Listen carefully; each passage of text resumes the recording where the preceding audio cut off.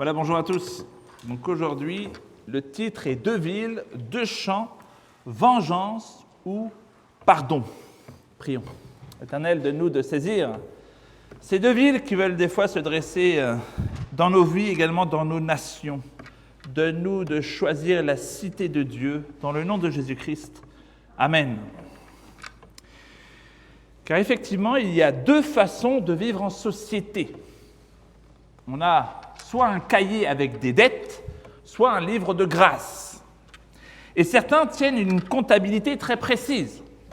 Je te pardonne, mais je vais te rappeler ton péché au moment précis où ce sera bon de te le rappeler. Vous voyez ce que... Des fois, il y a cette idée, je te pardonne, mais je le retiens pour te le redire au moment où ça fera mal. D'autres explosent. Ils vont dire, tu m'as fait ça, et donc tu vas payer. Et puis Pierre, dans le texte que nous allons lire, il arrive, et de manière très humaine, de manière très naturelle, je dirais même avec une bonne volonté, il pose cette question, « Seigneur, je pardonne jusqu'à 7 fois ». Autrement dit, on voit que Pierre, il veut être généreux, mais il veut créer une limite dans ce pardon. Mais Jésus va nous prendre à contre-pied. Il répond avec un chiffre qui sent la prophétie. Jésus-Christ dira pas jusqu'à 7 fois, mais jusqu'à 70 fois 7. Et la question aujourd'hui, elle est plutôt simple. De quel livre tiens-tu ta vie ? Est-ce que c'est davantage un cahier de dettes ou un livre de grâce ? Je vous invite à lire les Saintes Écritures, à vous lever en Matthieu chapitre 18, versets 21 à 35. Alors Pierre s'approcha de Jésus et lui dit « Seigneur, combien de fois pardonnerai-je à mon frère lorsqu'il péchera contre moi ? Jusqu'à 7 fois ?» Jésus lui dit « Je ne te dis pas jusqu'à 7 fois, mais jusqu'à 70 fois 7 fois. » C'est pourquoi le royaume des cieux est semblable à un roi qui voulut faire rendre compte à ses serviteurs. Quand il se mit à compter, on lui amena un qui devait 10 000 talents.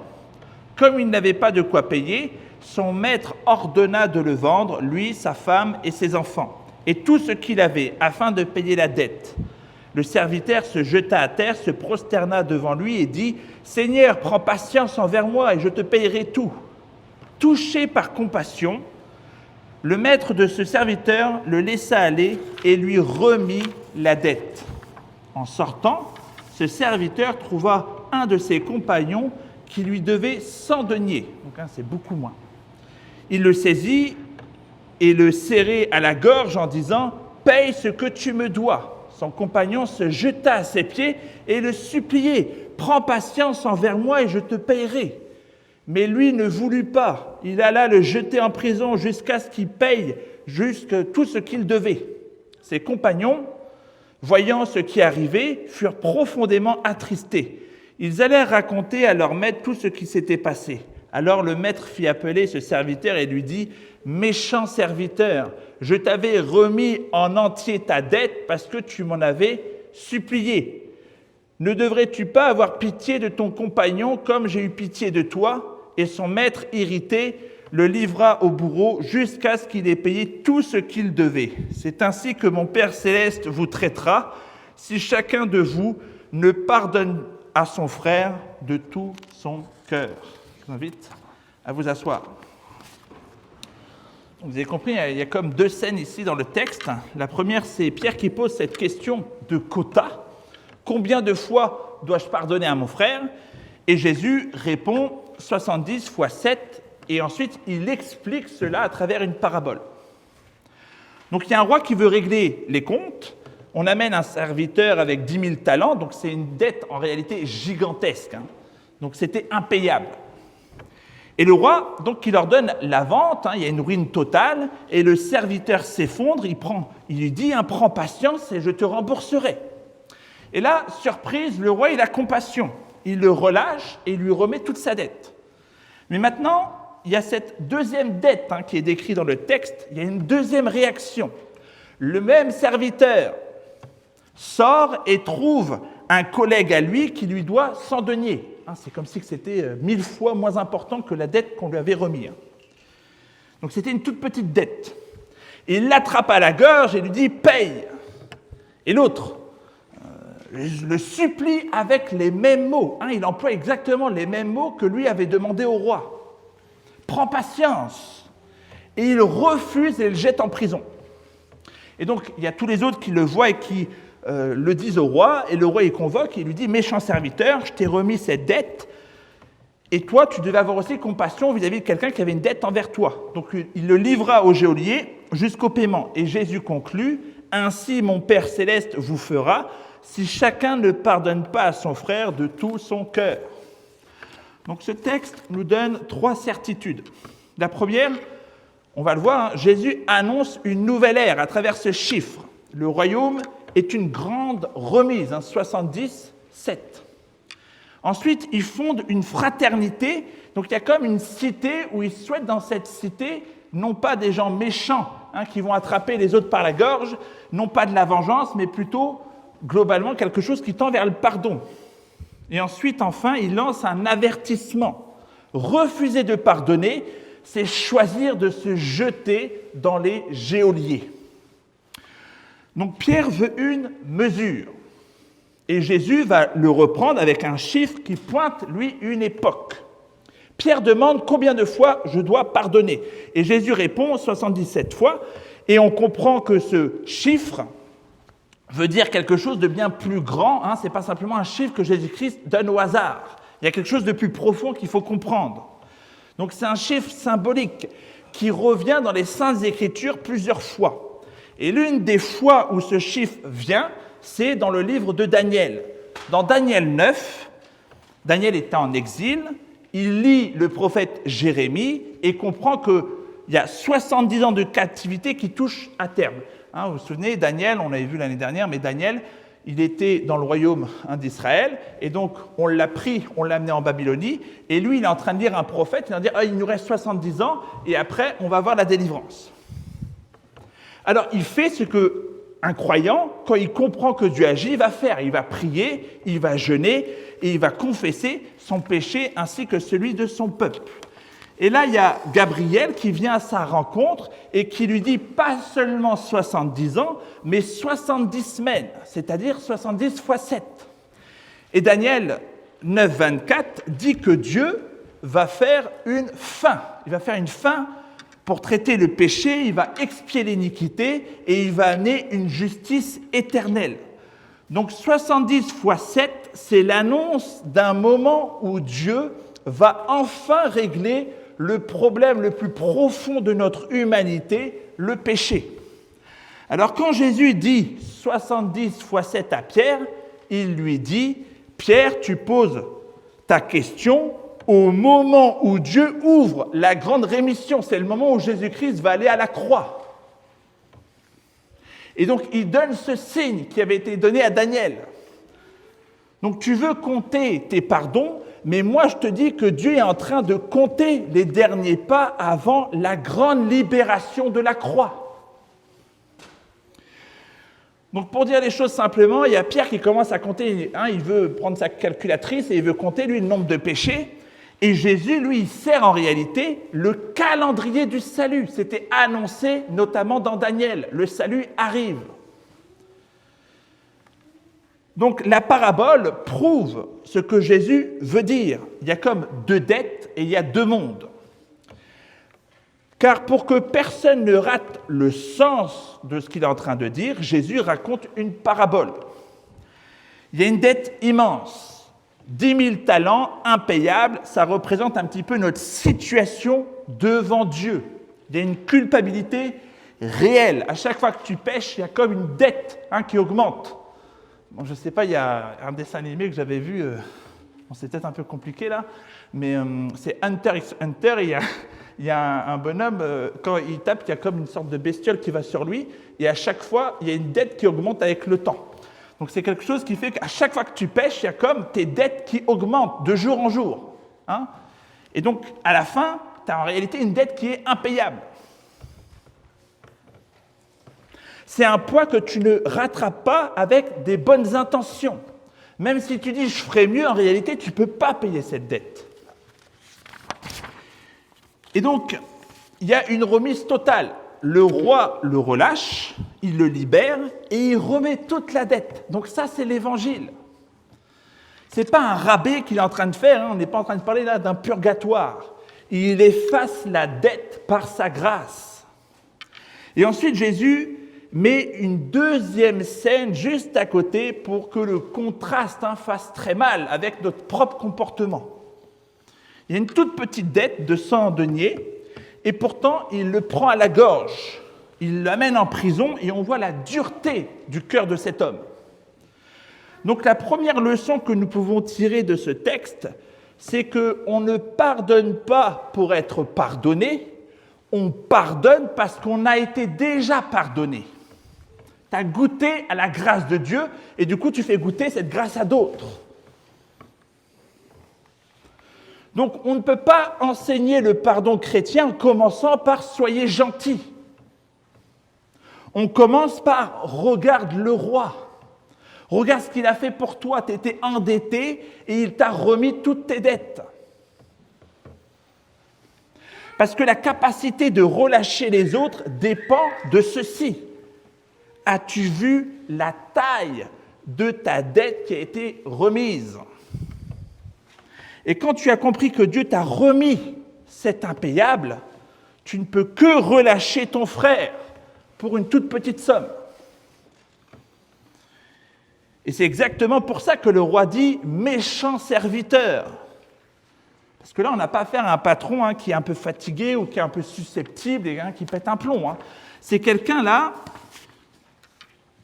qui est juste. Il est méchant parce qu'il veut la grâce pour lui, sans laisser la grâce passer par lui.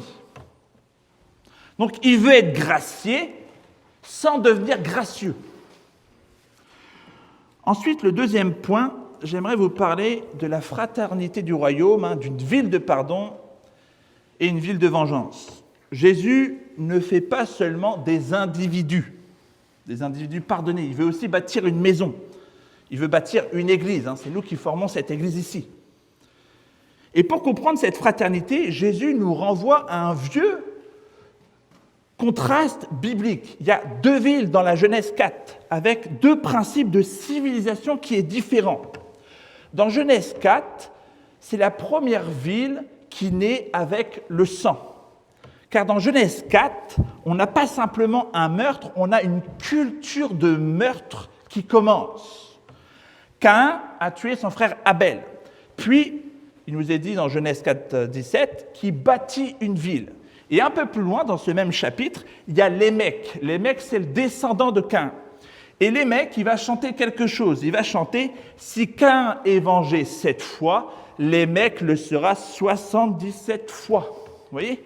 Donc ce chiffre, on le retrouve dans Daniel, qui annonce le temps où Jésus-Christ va remettre la dette à tous ceux qui se confient en lui. Et ce chiffre nous indique également une ville que Caïn et que son descendant Lamech va fonder. Donc, Lémec, quand il dit ça, il fait un chant pour glorifier la violence, le meurtre. Il est en train, en réalité, d'institutionnaliser la vengeance. Il en fait un principe. Si tu me touches, je te détruis. Donc, c'est la logique de la ville de Caïn. C'est la paix par la menace. Il y a un ordre par la peur. Et Jésus veut renverser ce chiffre pour sa ville. Jésus arrive et il cite en miroir la même musique, mais à l'inverse. Lamech dit 77 fois je vais venger, je vais tuer. En fait, c'est un chant qui. En fait, il faut bien comprendre, tout le monde n'a peut-être pas ce texte en tête, mais Lamech, il est en train de faire un chant pour glorifier le meurtre. C'est ça, j'espère que c'est bien clair. Et il dit ce même chiffre 77 fois. J'appellerai à la vengeance. Et si tu fais qu'une petite blessure, je vais te tuer. Et Jésus dit 77 fois le pardon. Donc Jésus ne fait pas que répondre à Pierre. Il déclare, je suis en train de fonder une autre cité, un autre champ. Une cité qui ne tient pas par l'escalade, mais par la remise de la dette. Donc Lémec construit une ville de revanche. Jésus construit une ville de pardon. Parce que oui, regardons un peu de plus près comment ça marche. Très concrètement, le monde dit « si tu me touches, je te détruis ». Donc ça peut sembler efficace jusqu'au jour où c'est toi qui blesses, où c'est toi qui pèches. Donc dès qu'un tort arrive, il y a comme une spirale qui commence. Il y a une rancune, il y a des représailles. Il y a un récit qui est ressassé dans notre tête. Des fois, il y a même la volonté d'humilier la personne. Il y a la volonté de l'isoler. Et donc, on redit cette histoire de Lémec, on la rumine, on la rejoue, et petit à petit, notre avenir devient prisonnier de ce passé. Donc c'est ça, une civilisation de vengeance. Donc elle ne crée rien de neuf, elle répète un cycle, elle rejoue la même scène avec d'autres acteurs. Tandis que le pardon ouvre un futur. Si votre conjoint, votre conjointe, un ami, un cousin ou que sais-je, vous fait quelque chose de mal, vous pouvez vous rappeler de ce mal toute votre vie et en être prisonnier, ou vous pouvez le gracier. Vous pouvez dire, oui, on n'est pas en train de nier le problème ou le mal que la personne a fait, mais ça permet d'ouvrir un futur. Autrement, tu es emprisonné dans quelque chose qui s'est passé toute ta vie. Donc pardonner, ce n'est pas premièrement être gentil. Pardonner, ce n'est pas être cool, ce n'est pas être mou. Ce n'est pas faire comme s'il ne s'était rien passé. Pardonner, c'est renoncer à faire payer. C'est renoncer à se venger. En réalité, tu as même sûrement un droit. Si une personne a fait, vous avez vu, on a lu le texte, un adultère, c'était condamné à mort. Parce que tu es en train de détruire toute une famille. Il y a un choix d'une personne. Imaginez-vous, vous avez une famille, vous avez plein d'enfants, il y a un adultère. Vous êtes en train d'exposer, de détruire toute une famille à travers cet adultère. Et donc c'est pour ça que Dieu il voulait arrêter la chose, il voulait condamner à mort pour pas que les gens prennent l'habitude de détruire toutes les familles, parce qu'il y a des enfants derrière. Mais on voit que dans l'apport de Jésus-Christ, on peut pardonner un adultère. On n'est pas en train de dire que l'adultère est quelque chose de bon, c'est quelque chose de profondément tordu. Et la Bible nous amène même, quelqu'un qui fait un adultère, tu es même dans la possibilité de sortir de cette relation parce qu'il l'a tué d'une certaine manière. Mais tu peux également la faire renaître en pardonnant. Et là, tu n'es plus emprisonné dans cette action. Et bien sûr, après, il faut veiller à ce que ça ne soit pas quelque chose de récurrent. Quelqu'un qui fait ça à plusieurs reprises, bien évidemment, il faut s'en détacher. Mais tout ça pour dire que la logique du pardon permet de remettre de la vie là où il y avait de la mort. Donc, l'idée derrière ça, c'est également de chercher la communion quand elle est possible. Le but du pardon, ce n'est pas, comme je l'ai déjà dit, de nier la justice. C'est rendre possible la fraternité dans un monde où l'on se blesse mutuellement. Donc la deuxième leçon du texte, c'est chaque fois qu'on garde une vengeance, même si cette vengeance peut être très polie, on construit un petit Caïn en nous. Et chaque fois qu'on relâche une dette, qu'on pardonne, on construit un morceau de la cité de Jésus. Christ est venu construire cette cité en nous pardonnant. Donc la question à se poser, c'est quelle ville suis-je en train de bâtir dans mon foyer, dans ma famille, à mon travail? Et enfin, il y a ce grand avertissement que Jésus-Christ nous donne. La fin du texte, elle est effrayante. Et je crois que ça doit nous faire peur, ça doit nous faire réagir. Jésus ne termine pas par une flatterie, il termine par un avertissement. Le roi révoque la remise et livre le serviteur au geôlier, à ceux qui vont le faire souffrir jusqu'à ce qu'il paye l'ensemble. Puis Jésus cloue la parabole avec une phrase qui fait trembler. « Ainsi, mon Père céleste vous fera. » Donc ça veut dire, ne prends pas cette histoire comme un conte pour enfants. C'est une parole pour ton salut. En réalité, c'est un panneau danger au bord d'un précipice si tu ne pardonnes pas. Et pourquoi Jésus il frappe si fort? C'est parce que la rancune, c'est déjà une torture. En réalité, tu vis déjà une partie de l'enfer lorsque tu commences à être dans cette rancune, dans cette haine intérieure. Jésus vise quelque chose de très concret. La rancune n'est pas seulement un péché dans le ciel, c'est déjà une souffrance sur la terre. Et quand tu refuses de pardonner, tu crois punir l'autre. Mais en réalité, tu construis ta propre prison. Tu rejoues la scène, tu la rumines, et tu refais le procès la nuit.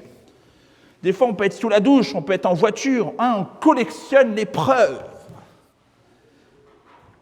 Et on attend l'occasion de rendre cette chose, à travers un mot, à travers une pique. Ça, des fois, dans les couples, ça va vite. Des fois, quelqu'un t'a fait quelque chose, tu l'attends au tournant, là. Tu l'attends au petit croisement, là, tac, tu envoies bien la pique comme il faut. Vous voyez ce que je veux dire? Donc, il y a cette volonté qu'on est pris par cette rancune profonde, de même chercher à humilier, en fait, l'autre personne. Et petit à petit, sans s'en rendre compte, tu deviens l'émec. Tu es en train de construire une ville de vengeance dans ton foyer. Donc oui, tu n'as pas un couteau, mais tu as la gorge serrée, et tu es en train de le secouer pour un petit détail. Voilà pourquoi Jésus parle de geôlier, parce que le non-pardon te met déjà dans cette prison, avant le jugement final. C'est comme un enfer en miniature. Et donc l'exhortation de ce texte, c'est « sors de cette prison ». Le pardon reçu doit produire le pardon donné. Et Jésus dit, pardonne parce que tu as été saisi par la bonté de Dieu. Donc dans la parabole, le scandale, ce n'est pas simplement la dureté du serviteur. Le scandale, c'est la contradiction. Il a reçu une remise immense et il serre la gorge pour une toute petite chose. Donc la troisième leçon, c'est que le pardon reçu doit produire ce pardon donné. Pas parce qu'on achète la grâce par nos œuvres, mais parce que la grâce, quand elle est réellement reçue, elle change notre être. Elle fait passer l'homme d'un monde à un autre. D'un monde où on fait tout payer pour la moindre chose, à un monde où on est capable de relâcher, de mettre du lousse. Et là, il faut être clair, Jésus-Christ nous enseigne que refuser de pardonner révèle quelque chose de terrible. C'est un cœur qui n'a pas compris la miséricorde du Père. C'est quelqu'un qui méprise en réalité ce que Dieu lui a accordé, car il ne l'accorde pas à l'autre. Si tu refuses durablement de pardonner, tu ne fais pas une petite erreur de parcours. Tu dévoiles que tu veux la grâce comme un avantage, mais tu ne veux pas de la grâce comme un règne dans ta vie. Tu veux un roi comme un banquier qui annule ta dette, mais tu refuses d'être son serviteur dans la maison, où il met des règles. Et Jésus dit, attention, ce chemin-là mène au geôlier. Pas simplement dans une vie amère ici-bas, mais également dans la colère de Dieu à venir. Alors l'application est assez simple. Quelle est la personne pour laquelle tu tiens encore le cahier de dette émotionnelle? Quel est le 100 deniers que tu exiges encore alors que Dieu t'a remis 10 000 talents? Quelle forme prend ta vengeance dans ta vie quotidienne? Est-ce que c'est du sarcasme? Est-ce que c'est de la froideur? Est-ce que c'est de la haine? Est-ce que c'est... ça va se manifester différemment en chacun d'entre nous. Donc, frères et sœurs, Jésus ne dit pas « fais semblant d'être mon enfant ». Il dit « sors de ta prison, ne choisis pas les geôliers, reviens au roi, rappelle-toi la remise et relâche ton frère, relâche ta sœur ». Donc pour terminer, il y a 2 objections que j'aimerais quand même amener pour équilibrer l'ensemble.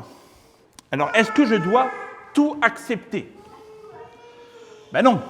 Pardonner, c'est renoncer à la vengeance, mais ce n'est pas renoncer à la sagesse. Si quelqu'un t'insulte, tu peux pardonner, tu peux refuser de lui rendre coup pour coup. Tu n'es pas obligé de lui rendre cette insulte. Donc tu ne le détruis pas par la langue, mais tu as le droit de mettre une limite, tu as le droit d'établir une distance. Vous voyez ce que je veux dire? On n'est pas des punching balls, les chrétiens. Hein. Donc c'est-à-dire que, bien sûr, la personne t'a insulté, tu lui dis, tu te calmes et tu peux établir une distance avec celui-ci. Mais tu n'as pas de haine en toi. Tu ne veux pas l'insulter en retour. Vous voyez la différence? La deuxième objection serait « mais j'y arrive pas à pardonner à telle personne ». Ben justement, tu ne peux pas y arriver en fait si tu ne comprends pas que c'est premièrement le roi qui pardonne. Tu arrives à pardonner au revenant au point de départ, la dette impayable remise par le roi. Le pardon fraternel est un fruit qui pousse sur l'arbre de la grâce.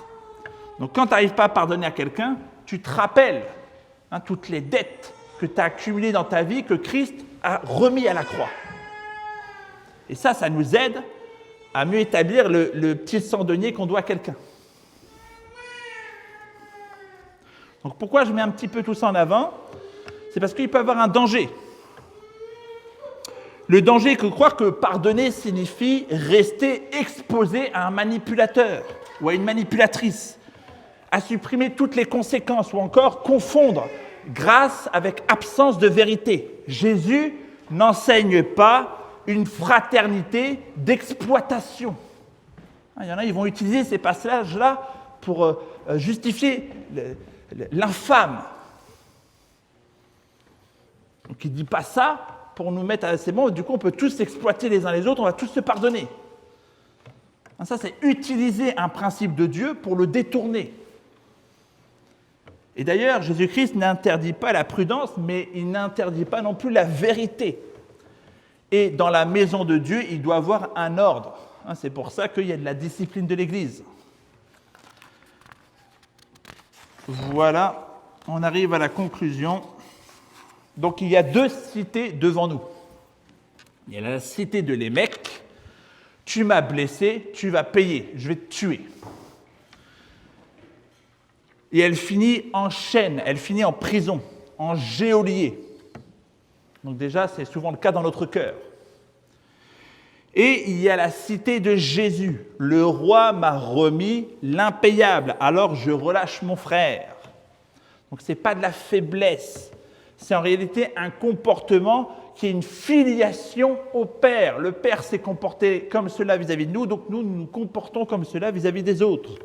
Le roi nous apprend la clémence et nous fait participer à sa manière d'être roi. Donc quand tu pardonnes, en réalité, tu es comme dans ta stature de roi.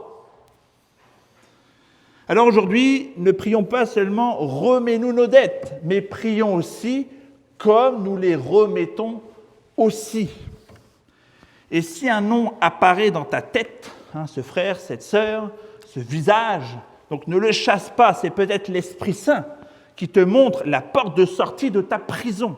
Ne te venge pas, relâche-le, reviens au roi. Et c'est là que le cœur apprend à pardonner. Prions.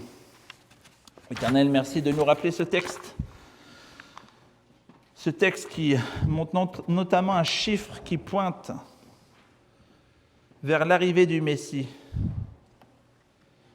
Et également ce chiffre qui pointe Lémec et cette ville de vengeance que tu nous refuses afin d'accepter une ville de pardon. Donne-nous d'identifier ceux et celles qui nous devraient quelques deniers afin de les pardonner tout comme toi tu nous as pardonné en retour. Et donne-nous de vivre cette prière que tu nous as enseignée. Notre Père qui es aux cieux, que ton nom soit sanctifié, que ton règne vienne, que ta volonté soit faite sur la terre comme au ciel. Donne-nous aujourd'hui notre pain quotidien. Pardonne-nous nos offenses comme nous pardonnons aussi à ceux qui nous ont offensés. Ne nous laisse pas entrer en tentation, mais délivre-nous du mal, car c'est à toi qu'appartiennent le règne, la puissance et la gloire pour les siècles des siècles. Amen.